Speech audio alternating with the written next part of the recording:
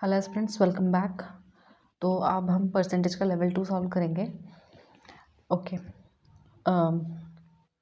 ये सेम वही क्वेश्चन है, पासिंग मार्क्स इक्वल रखने वाला, तो हम इसको नहीं करेंगे। क्वेश्चन नंबर 2, एक आदमी ने 40,000 म्यूचुअल फंड में इन्वेस्ट किया 3 साल के लिए। पहले साल में उसका अमाउंट इंक्रीज हो जाता है 10% से, सेकेंड ईयर में उसका अमाउंट डिक्रीज हो जाता है X% से, थर्ड ईयर में उसका अमाउंट फिर से इंक्रीज हो जाता है 20% से, और एंड में उसको मिलते हैं 4880। यहाँ पे ये मिसप्रिंट है, ये 444880 है, और हमें x की वैल्यू निकालनी है। ठीक है, लेट्स स्टार्ट। लेवल 2, 40,000। ठीक है, पहले इंक्रीज हो जाता है। ठीक है, फिर उसके बाद x% से डिक्रीज हो जाता है, यानी कि 100 माइनस x/100। फिर उसके बाद 20% इंक्रीज हो जाता है, राइट। और बचते कितने हैं? 44,880। ठीक है, ये कैंसिल आउट हो गया यहाँ से, ये 3 0 यहाँ से कैंसिल आउट हुए, 1 0 यहाँ से कैंसिल आउट हुआ। ठीक है, ये 11 से 4080, और उसके बाद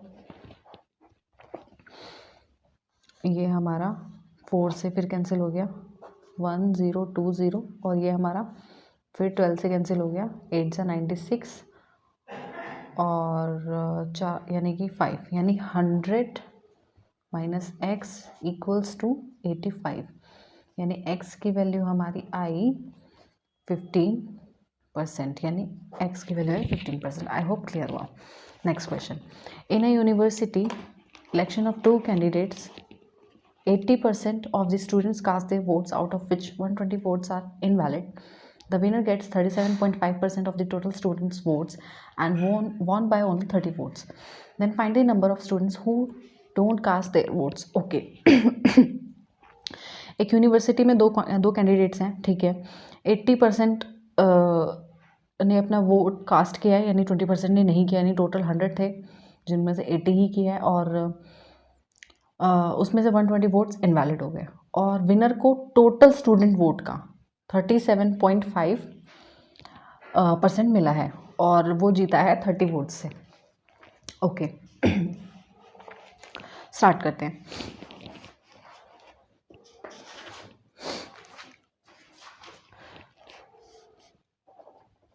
यानी देखो, वोट कितने रहे होंगे? 100, तो उसमें से 20% ने तो कास्ट नहीं किया, नॉट कास्टेड, राइट। 80% ने कास्ट किया, उस 80% ने कास्ट किया, उस 80% में क्या हुआ? फिर 80% में हमारे 120 वोट्स इनवैलिड हो गए, राइट। तो जो वैलिड वोट्स हुए वो 80% माइनस 120 हुए। ठीक है, उसके बाद हमारा उसने कहा कि विनर जो है वो 37.5% उसको टोटल वोट्स का मिला है, 37.5% उसको टोटल वोट का मिला है, राइट। और 37.5% उसको टोटल वोट का अगर मिला है, तो उसको बाद में 37.5% विनर को मिला है। मतलब अगर विनर और लूज़र की बात करें तो विनर को 37.5%, और कितना क्या बोला है कि विनर किससे जीता है? 30 वोट से, 30 वोट से वो जीता है। तो यानी अगर इसको इतने वोट मिले, तो इसमें अगर 300 लेस करेंगे,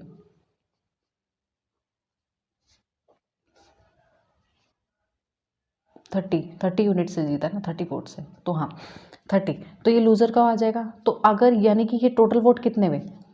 75% माइनस 30, यानी इतने ही ये भी तो वैलिड वोट्स हुए, यहाँ पर भी ये वैलिड वोट्स हैं, यहाँ पर भी ये वैलिड वोट्स हैं। अच्छा हाँ, इसको हम हमेशा मान के चलेंगे कि उसने बोला टोटल वोट्स, यानी कि 100 का मान के चलेंगे टोटल वोट्स, 100 के कंपैरिजन में। ये नेक्स्ट क्वेश्चन में मैं और थोड़ा अच्छे से समझ में आ जाएगा।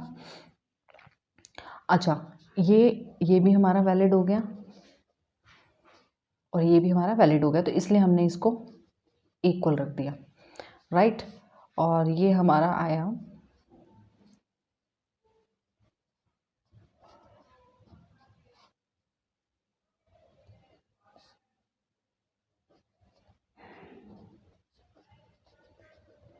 18। राइट। और हमसे क्या पूछा गया है, हमसे पूछा गया है then find the number of student who don't cast their votes. कितने ने नहीं किए थे, 20% ने नहीं किए थे, यानी कि 360 स्टूडेंट्स। मैं फिर से एक बार बता देती हूँ, 100% थे, 20% ने वोट कास्ट नहीं किया, यानी 80% ने किया। 80% में 120 जो है इनवैलिड हो गए, राइट। तो वैलिड वोट कितने हुए, 80% माइनस 120। अब विनर और लूजर की बात कर लेते हैं। विनर को 37.5% वोट मिले, तो लूजर को ऑब्वियस है 37.5% माइनस 30, क्योंकि उसने बोला है 30 वोट्स से जीता है वो, तो इसका ऑब्वियस है 30।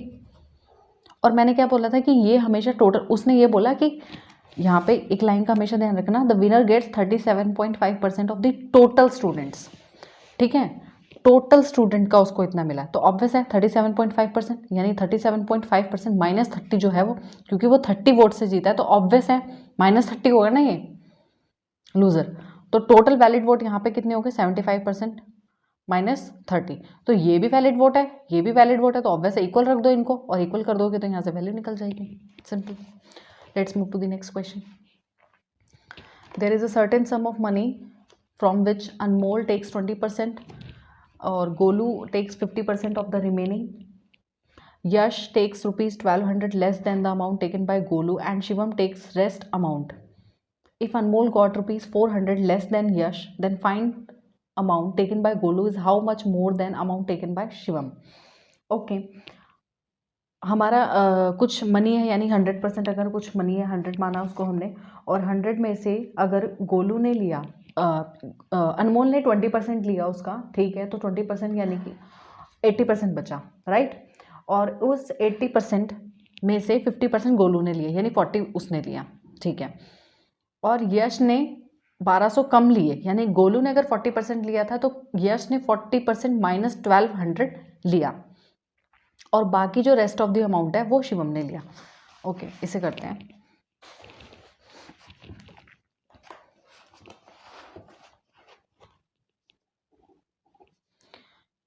ये कुछ मनी थी, गोलू अनमोल की बात करते हैं। अनमोल ने लिया 20%, ठीक है, ये आ गया अनमोल के पास। गोलू ने लिया रिमेनिंग, अगर 100 में से 20% हुआ तो यहाँ पे कितना बचा, 80%।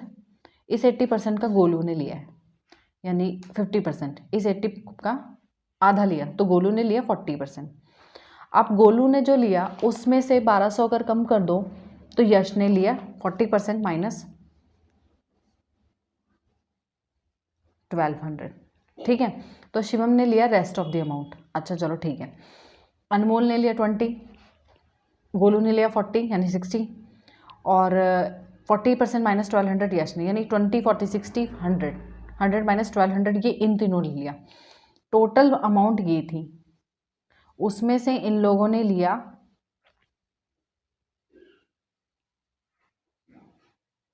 इतना, राइट। तो जो बचा इनमें से वो शिवम ने लिया होगा, तो कितना बचा, यहाँ से ये कैंसिल आउट हो गया 100 से 100, राइट। ये हमारा कैंसिल आउट हो गया, यानी शिवम ने कितना लिया, 1200। आई होप क्लियर वो, ठीक है, 1200 लिया। उसके बाद उसने बोला अनमोल को अगर 400 लेस मिले हैं यश से। अच्छा यहाँ पे देखो, अनमोल को 400 मिले हैं कम यश से, यश को कितने मिले हैं, 40% माइनस 1200, राइट। और अनमोल को ये मिले हैं, अच्छा देखो 40% माइनस 1200 माइनस 20%, क्योंकि उसने बोला यश, उसने बोला अनमोल को 400 कम मिले, तो यानी कि 40% minus 1200 minus 20% is equal to 400। तो ये हमारा 40, 20 यानी ये 20%, और ये 1600, जो 1% की वैल्यू आई वो कितनी आई, 80। तो टोटल कितना हो गया, 8000 रुपये थे, राइट। अब 8000 में से उसने पूछा हमसे कि then find amount taken by Golu is how much more than amount taken by Shivam. Golu और शिवम का अमाउंट कितना हो गया, गोलू का हमको दिख रहा है यहाँ पे, गोलू का अमाउंट है यहाँ पे 40 और शिवम का 1200, तो 8000 का गोलू का जो अमाउंट है वो था 40%, तो 40% किसका, 8,000 का ना।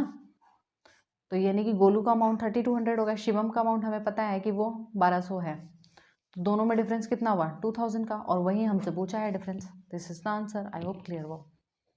Next question.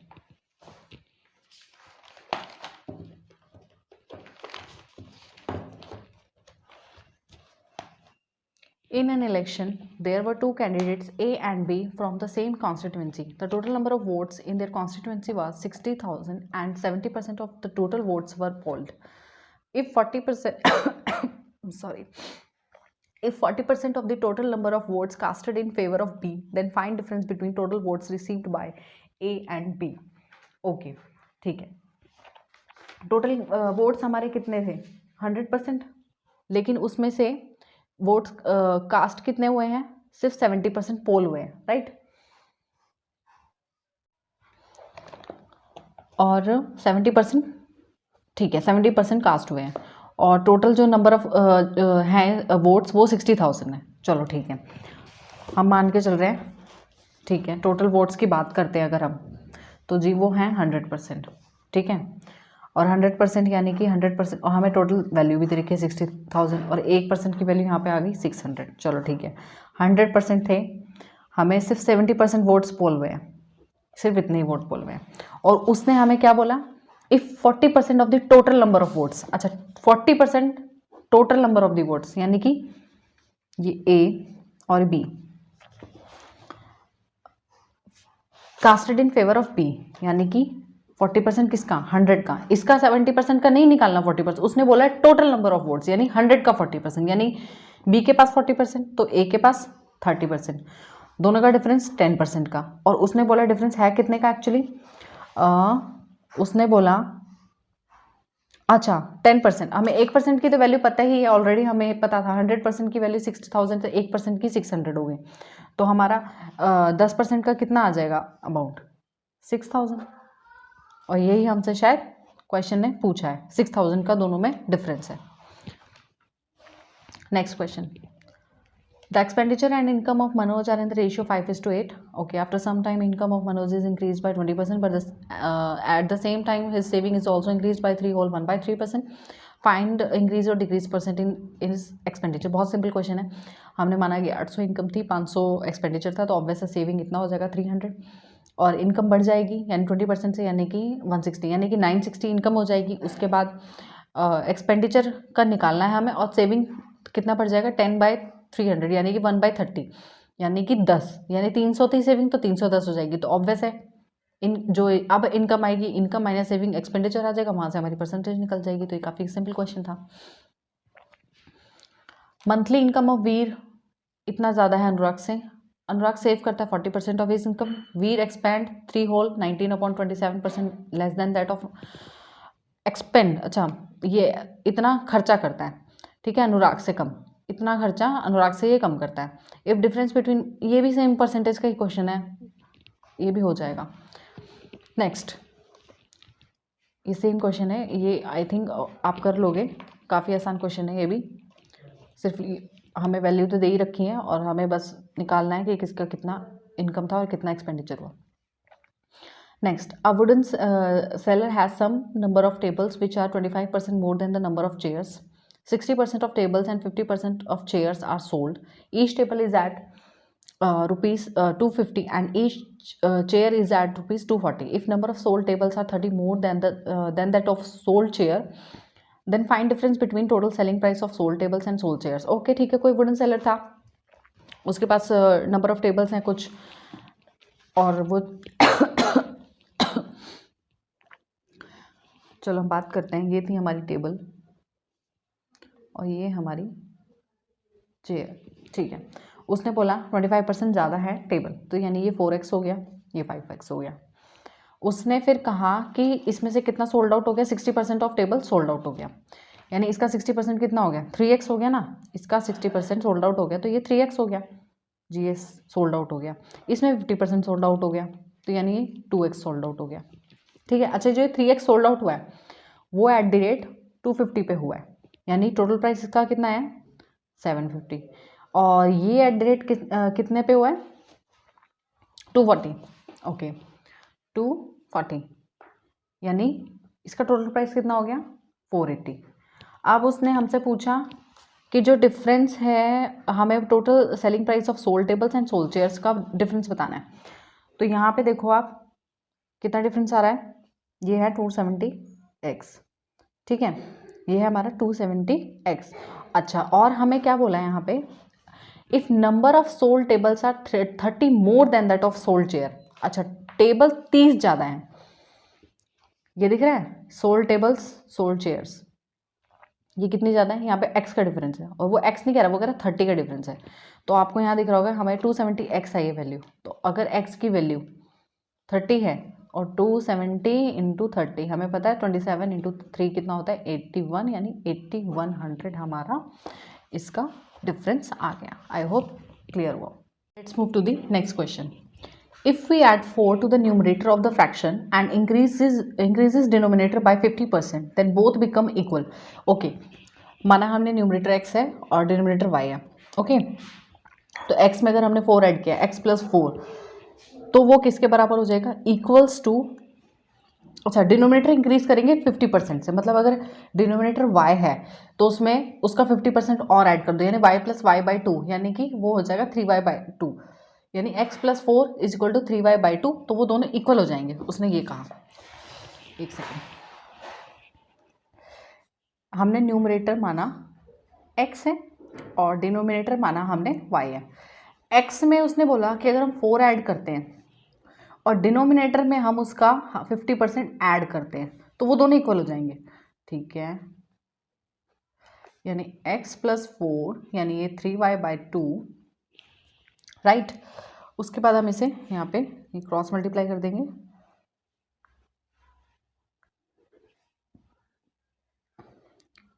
यानी ये हो गया इतना, ठीक है। उसके बाद and when the numerator is increased by 5, okay, x plus 5 and denominator is doubled, अच्छा डिनोमिनेटर को डबल कर दो तो वो इक्वल हो जाएगा ओरिजिनल फ्रैक्शन के। ओके, x में ऐड किया, डिनोमिनेटर को डबल किया, तो वो किसके इक्वल हो गया, ओरिजिनल फ्रैक्शन के इक्वल हो गया। यहाँ से तो ये कट हो गया, x प्लस 5, ये 2x हो गया, और ये हमारा x इक्वल्स टू 5 आ गया।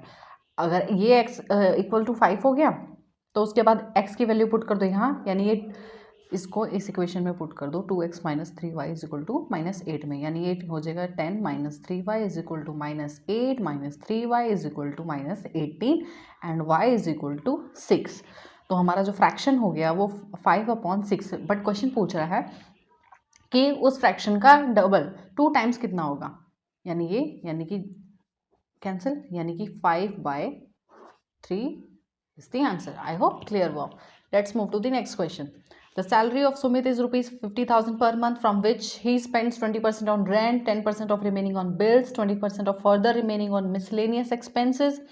From the remaining amount, he gives some money to his wife and rest he invests in mutual funds in the ratio 5:4. Amount spent on rent is how much less or more than amount invested in mutual funds. Okay, हम इसको वैसे भी कर सकते हैं कि 100 माना और 20% हमने फिर रेंट पे किया, और यानी कि 80 बचा, 80 में 10% बिल्स पे किया, यानी कि वो 72 बचा, फिर 72 को हमने 20% फिर से हमने मिसलेनियस एक्सपेंस पे किया, तो यानी कि 14.4, फिर उसमें से वो माइनस किया। बट वो थोड़ा सा ना उसमें कैलकुलेशन में गड़बड़ी हो जाएगी, उसमें गलती हो जाएगी और वो टाइम लगेगा। तो हम डायरेक्टली हम इसको डिजिट्स में ही लेके चलते हैं कि 50,000 थी, चलिए हमने मान लिया 50,000 थी उसकी इनकम, फिर और उसने क्या कहा कि वो स्पेंड करता है 20% रेंट पे, यानी कि 20% यानी कि 1/5 जी, वो करता है रेंट पे इन्वेस्ट 10,000, ठीक है ना, यानी रेंट इसका आया 10,000 का, ठीक है। तो ऑब्वियस है जो हमारा रिमेनिंग कितना रहा, 40,000, ठीक है। अच्छा, 10% ऑफ रिमेनिंग ऑन बिल्स, 10% वो रिमेनिंग बिल्स पे करता है, तो 10% अगर ये 40,000 था, इसका 10% वो बिल्स पे करता है, तो ऑब्वियस बचा कितना, 90% ना, इसका जो बचा रिमेनिंग वो इसका 90% बचा, यानी कितना करता है, यानी 36,000 ये बचा। इस 36,000 को फिर जी वो क्या बोलता है, कि 20% of further remaining on miscellaneous expense, 20% उसने खर्च कर दिए मिसलेनियस एक्सपेंस पे, तो अब कितना बचा? 20% अगर खर्च कर दे तो 80% ही तो बचा, 4/5 ही तो बचा, और कैंसिल किया तो ये कितना आया? 28800। अब जो ये अमाउंट बच रहा है ना, इसको वो कह रहा है कि 5:4 में वो अपनी वाइफ और म्यूचुअल फंड्स में कर देता है, यानी कि ये तो हमारा वाइफ को और ये हमारा म्यूचुअल फंड को, मतलब ये जो 5 और 4, यानी कि ये 5 और 4, ये टोटल 9 हुआ ना, ये 9 यूनिट्स हुआ, इसको यहाँ पे ये 9 यूनिट्स हुआ टोटल, और ये 9 यूनिट्स रिप्रेजेंट किसको करता है? 28,800 को। तो एक यूनिट की जो वैल्यू आएगी वो आएगी 3200। और तो उसने हमसे पूछा क्या म्यूचुअल फंड में, इसका मतलब कितना इन्वेस्ट किया उसने? 4 × 3200, यानी कि इतना इन्वेस्ट किया। अच्छा, वो हमसे पूछ क्या रहा है? रेंट पे, ये हमारा रेंट पे उसने कितना करा था? पूछा उसने क्या है? Amount spent on rent is how much more, less और more than amount invested in mutual funds. अच्छा, म्यूचुअल फंड्स में उसने किया 12,800 और रेंट पे उसने किया 10,000, तो ऑब्वियस है कितना अमाउंट? 2,800 ज़्यादा उसने किस पे किया? म्यूचुअल फंड्स पे इन्वेस्ट किया। आई होप क्लियर हुआ। देखो मैं फिर एक बार बता देती हूँ।